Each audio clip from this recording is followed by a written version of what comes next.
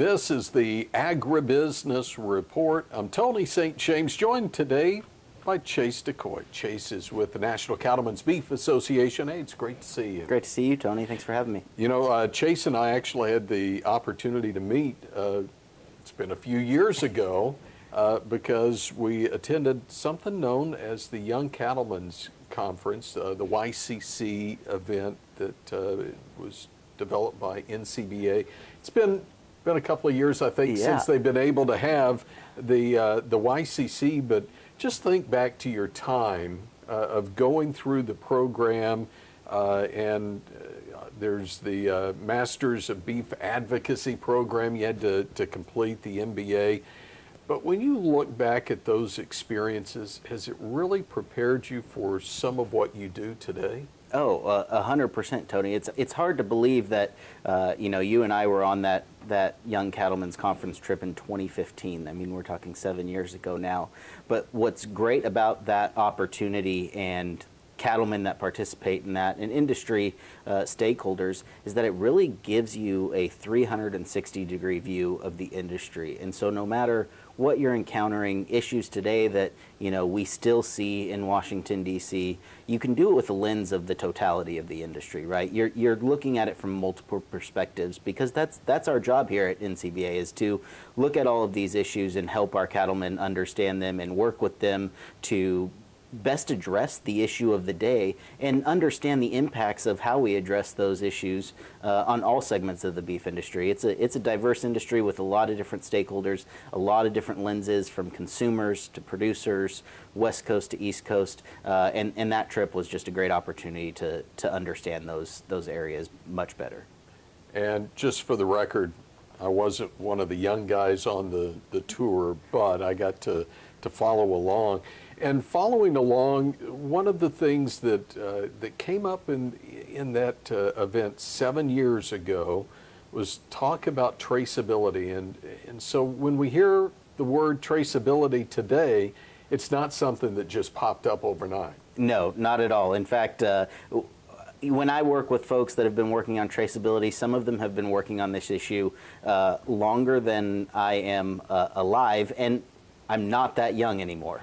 So that tells you how long our industry has been talking about traceability and really working to address it. And NCBA has been a part of those conversations the entire time, which has given us a lot of perspective on the different areas of traceability and what our industry may need to best adopt traceability systems, disease traceability systems, and how our producers can use them to their advantage. And so we sit at a unique perspective today. I don't think the issue is going away anytime soon, but the lenses that we're looking at through the issue are getting clearer and clearer every day. We're really working to understand that. We have a great group of producers here at NCBA as a part of our NCBA Traceability Working Group that are working to position the industry in the best way they can. You know, one might look and say, wow, you could have solved this in just a few years. And you could have, had it just been an organizational type solution you were looking for. But does the fact that it's taken this long to get to where we are as an industry, does that speak volumes about the voice that individual producers bring? Yeah, I think that's exactly right. You know, we could have made rash decisions at any given time that maybe addressed it from just NCBA's perspective. But like we just talked about, we're looking at things across the industry and how we can bring along all of our producers, the industry as a whole, because really traceability is one of those issues that we need all of us to work on together, because it really impacts the industry as a whole to make sure that we're not susceptible to potential foreign animal disease outbreaks. And if those things do occur, that as an industry we are all best prepared to address that and to put a stop to those sorts of things as quickly as possible. So I think it's a methodical approach. And we have groups here at NCBA that are working on it, looking at all those different angles so that we can find solutions that work for as many people as possible. So kind of step us through here. Obviously, disease traceability, and I think it's been a few years, but there are still quite a few in the industry that remember the cow that stole Christmas, and the mad cow outbreak, if you will. And with that in mind, where are we today on traceability, and where is the industry going? So help us to understand it maybe from the individual producer side. Does this affect the cow-calf? Does this affect stocker? Where are we as far as feeders are concerned? Kind of step us through this whole thing. Yeah, certainly. So, you know, where we stand today, there are some rules around mandatory identification and mandatory traceability. Those are mandatory through USDA. And those rules address cattle that are 18 months of age or older and crossing state lines. Several other requirements there, but by and large, that's the most impacted group. Now, NCBA in our policy is supportive of voluntary disease traceability beyond the aspect of mandatory disease traceability. And the reason that we are supportive of these voluntary efforts is we really have never been supportive of government mandates for understandable reasons, privacy, data, etc. And so we are encouraging folks to adopt those voluntary systems, much like U.S. Cattle Trace and the program that they provide, and can't say enough about the work that they've been doing. But we are looking for ways that we can enhance involvement in these voluntary programs. In addition to that, we're talking about ways that we can best respond to a foreign animal disease outbreak. And you mentioned the mad cow, or the cow that stole Christmas. You know, the thing about BSE or mad cow is it's not extremely contagious. Unfortunately, the diseases we're talking about today are things like foot and mouth disease, or a disease we're seeing in the South Pacific known as lumpy skin disease, and the threats that these diseases, which are actually highly contagious, could pose to the U.S. cattle herd, and the detriment it could do to the individual businesses, cow-calf, feeder, stocker. It would really impact all of us quite dramatically in a very rapid fashion because of how contagious some of these diseases are.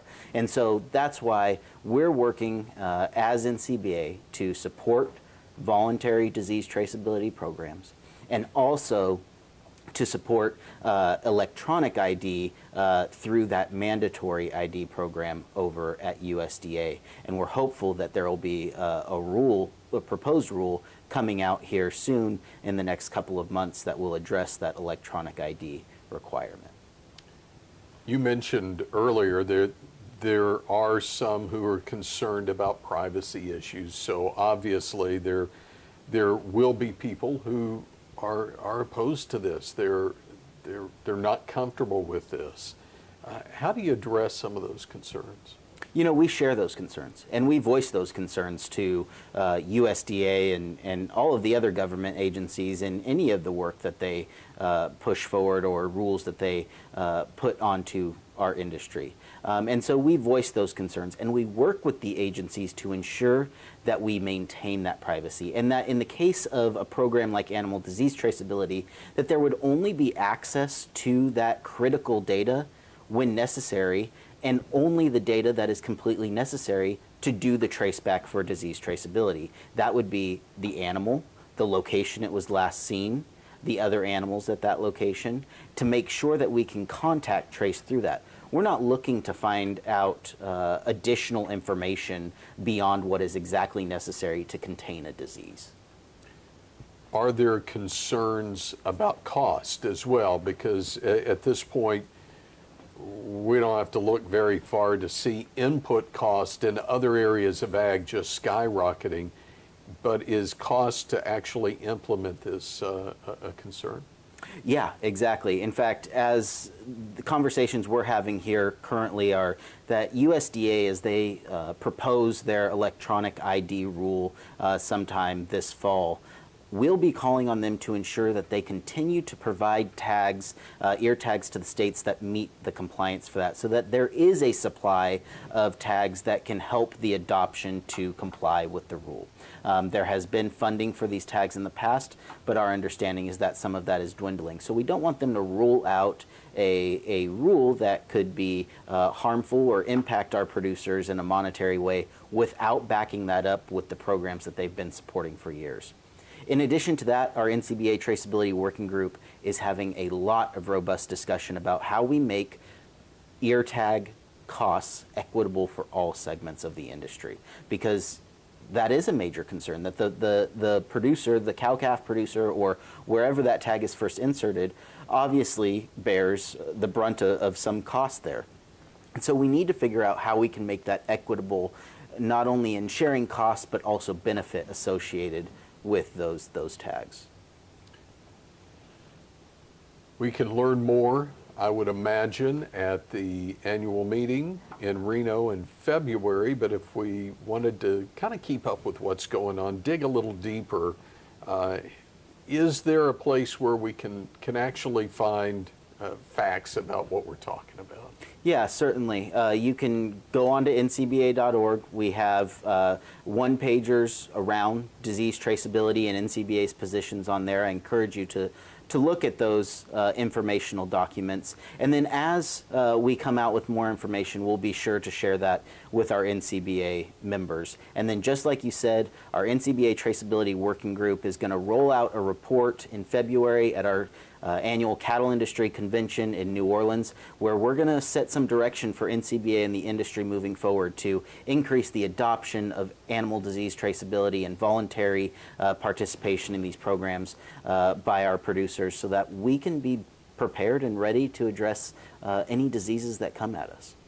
So I guess a fair statement would be, if you're wanting to know more, you have concerns, join us. Yeah, and at New Orleans, right? Join us in New Orleans. Okay, think we got that.